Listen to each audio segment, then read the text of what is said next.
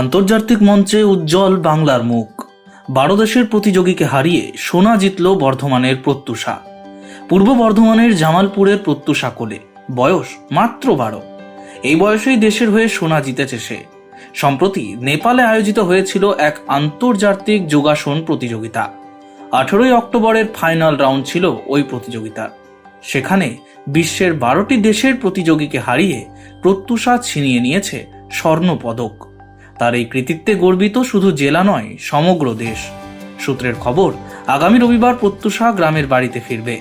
নেপালে আয়োজিত আন্তর্জাতিক প্রতিযোগিতায় প্রত্যুষা 10 থেকে 12 বছর ক্যাটাগরির ট্র্যাডিশনাল যোগা বিভাগে অংশ নিয়েছিল। এই বিভাগেই প্রথম স্থান অধিকার করে Pratyusha. Bureau report, angular news.